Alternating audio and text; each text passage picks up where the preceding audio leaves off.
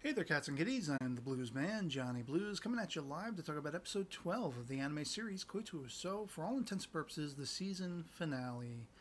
And what is with this show, man? I had said going back like one or two episode discussion videos now, that if the overhanging air of mystery was all but evaporated, surrounding what was going on with that initial message saying, Najima and Takasaki are meant to be together, but then no, it's actually Najima and Rarina and all of that kind of stuff. And what are these lies that Takasaki is harboring and all this kind of stuff? If that air of mystery, which seemed to have petered out, it seemed to have run its course a couple of episodes ago, if that was suddenly well and truly done, a finished aspect of the story, my interest in it would largely be waning as well, would have been evaporated as well. And so I've been somewhat surprised to find in the last two episodes to have had my interest in it reinvigorated, to have, had the shirt lapels grappled by this show and yanked toward the screen, keeping me eyes peeled, mouth agape, and watching intently and being compelled by it, being largely invested by it. And for a lack of the mystery, it's been very much the emotional characterization that has been coming to the fore in these last couple of episodes that has really just pulled me back in again and reinvested me. Reinvigorated my interest, and it's so interesting because this show is so manipulative with my emotions. I have felt just in watching this singular episode everything from surprise, shock, bewilderment, confusion, curiosity, and almost being remorseful, being sad for what these characters are going through, and just that overhanging like gripping curiosity of what the hell's gonna happen, what's gonna happen with these characters.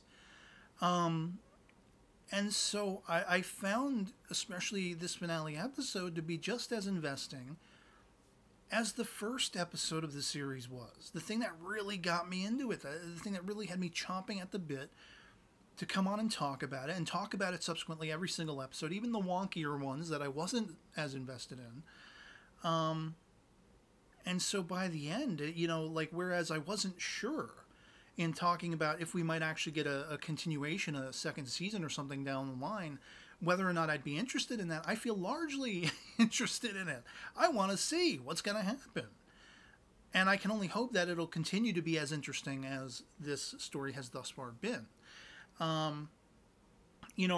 Talking about the shock and the bewilderment, we have the first half of the episode with Najima and Rarina, still talking this out, and her becoming suddenly the cheerleader for the effort of pairing Najima and Takasaki, to the point of she's constructed this whole idea where if we lie, if we embrace this idea, this falsehood that we just aren't compatible, we're just not getting along, we just hate each other, we don't like each other, we're sick of the sight of each other, and we'll never be able to, work that out, get beyond that, or find each other in a sense, then we could actually skirt the lines of the rules and get beyond them without any sort of lingering, overhanging punishments or anything like that, and then you would be free to seek Takasaki. And again, the bewilderment is renewed, and the curiosity when later on you have the bridal gown photo shoot going on between Takasaki and Rarina, and Takasaki is shooting down this idea. And I put forth the speculation that I feel like there's something dark and ominous overhanging Takasaki as to why she has been so reluctant to challenge this arranged marriage quotient between Rorina and Najima. And, to my mind, it's like it seems to go much deeper ingrained than just being fearful of whatever ramifications that might account for within society, within punishment, fees, due and everything like that, being charged, all those kinds of things. It seems something much more tantamount, much more deep and worrisome, bothersome to her. And there's a line of dialogue that passes between she and Rorina in this episode that seems to almost give credence to my speculation, my hypothesis, that it could be something like she is sick. She might be terminally ill. This might be the lie, the thing that she's hiding and holding back, you know, always omitting from the conversation and being reluctant to reveal. Because she says whatever that is, she will not reveal because she's afraid of hurting Najima and Rorina, respectively. They all love each other. They all care about each other. Rorina, her whole sort of impetus, her driving force behind even concocting this idea of saying, you know, let's lie, let's pretend we hate each other, is because she loves the smile, the joy, the love, the passion that Takasaki exudes in wanting to pursue Najima and her lifelong love for him. Well, not lifelong, but, you know, very long time love, much as he has for her. And because they're friends and they care about each other, you know, they're almost family in a sense. I mean, not to conflict with the romantic love that is burgeoning between the three of them, but even Najima at this point realizes, I love Rorina, I love Takasaki, I love them both. I want to make the utmost joy in both of their lives and not want to hurt them, and I want to seek and pursue them both. I want to be there for them both. I want them both for myself. And, you know, it's such a compelling idea. But there is Takasaki delivering this line about, when I met you, meaning Rorina, I finally felt satisfied that I met someone who could be there for Najima. Someone well fitted to him, someone that would make him happy, someone that was very much compatible with him, someone who would pick up for where the void would be created in my own absence. And that says to me, you know, that sort of impression I got is she doesn't expect to be around for the long term. She's thinking of a future wherein she is not in existence. It's more than just because I'm too timid to fight what society tells us. I'm too afraid to push the envelope and challenge the arranged marriage between Rorina and Najima. It sounds to me like she knows there will come a time when she will no longer be there. And so the only thing she can kind of grope onto and seek purchase of is to find someone that she could die knowing is there for Najima, this guy she loves. If she can love the person he'll wind up with as much as she loves him, then she could die happy. That is the overarching feeling I get, the impression I get. And of course, we don't really get an answer by the end, which was largely expected on my part and on the parts of many, as per the discussions I've been having with you guys in the comments below on all of these videos, because of the source material still being ongoing or whatever like that. I would be curious to check out a second season and see how much further down the rabbit hole of nonsensical and absurd and intriguing and mysterious this might go. Although you probably could wrap it up with one episode OVA. You know, just reveal all in it. And we're done. You know, I don't know how much more of the story there is, but in that source material. And I gotta say, I also, once again, I feel bad for all of these characters. I have grown accustomed to them. I feel for them.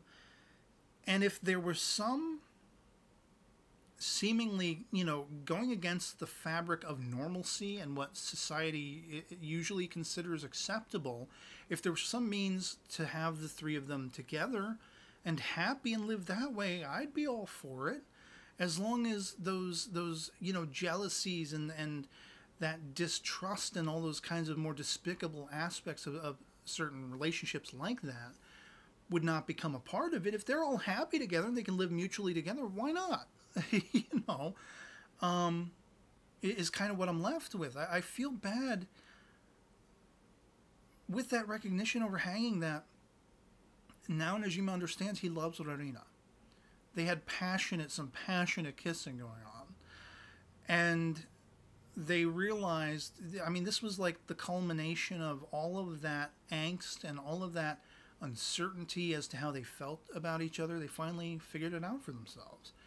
And I've been saying, I've been putting forth the idea over the last couple of episodes that is something that has been burgeoning. They're becoming more and more aware of it. And this was the fruition of that awareness finally revealing itself with these intimate moments between them. And then the quarter given with Nisaka coming in and talking it out to Najima when he was reluctant to go and partake and be there for them when they're having this bridal gown photo shoot. You know, it was Nisaka coming in there and unleashing just all this common sense and being like, you love them both, be there for them both. Why hurt them both when you can be there for them both? You can bring the smiles to their faces just by being there, just by being kind, just by caring. And that propels him to do it. And it's so tragic also. Again, Nisaka giving the overhanging impression that he is very much in love or interested in Najima, with his saying, you know, it's moments like these I have to lie. I had to lie about what I lie about. And what does he lie about? He lies to the effect that he cannot reveal, he cannot come clean to having feelings for someone who will never consider him in that way. At least so far as we know. We've seen no hint or suggestion that, you know, Najima could conceivably be bisexual, bi-curious, or whatever. But he did see Nisaka in a dress, so who knows what he thought of that.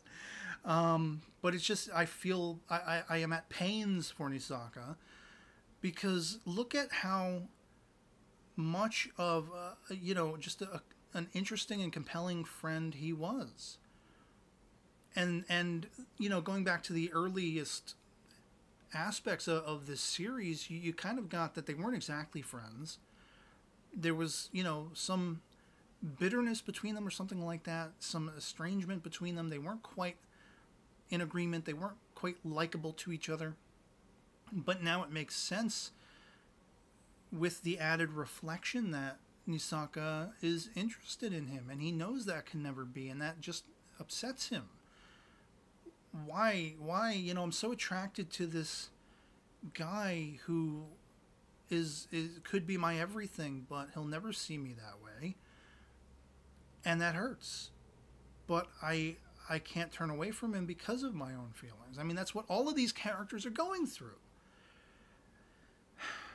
And there's only so much allowance that society, the way the society has shaped itself, there's only so much acceptability to what is allowable in the sense of, you know, the arranged marriages and conforming to, so far as we know, they haven't really delved deeply enough into it to know all told, but, you know, the idea of what marriage is, what that, you know, confirmation is meant to be between man and woman, and you know, they have not discussed in any way, shape, or form same-sex couplings and all this kind of stuff, but it is somewhat perhaps telling, suggestive in any case, that with Rorina concocting this idea of, you know, lying about their getting along and all this kind of stuff, that she's looked into it, that she's found out, well, there is a way, there are acceptable parameters within which to maneuver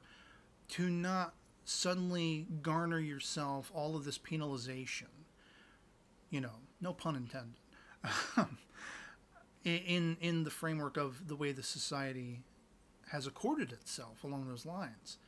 And so, you know, I mean, by the end, it just, I was so much more emotionally invested in it all over again with this finale, with the last couple of episodes, and I just, it's befuddling because I don't know how this is going to proceed. I don't know what the acceptable parameters, to use the term again, are of the direction of this story. I could speculate till the cows come home as to all of the myriad directions it could go, the shapes and forms this story could take.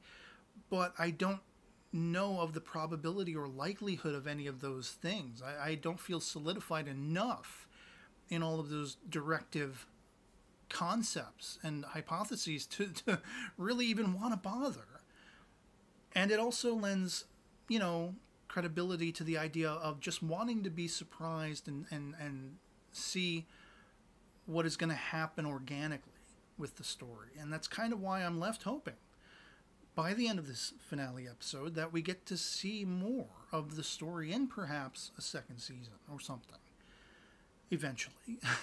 I hope my interest, depending on how much time that would take to be brought about, I hope my interest in this would not wane and forgetfulness would not, lead me to not being interested at a later time whenever that might come around. But yeah, I mean, suffice to say, I thought this was a hell of a finale.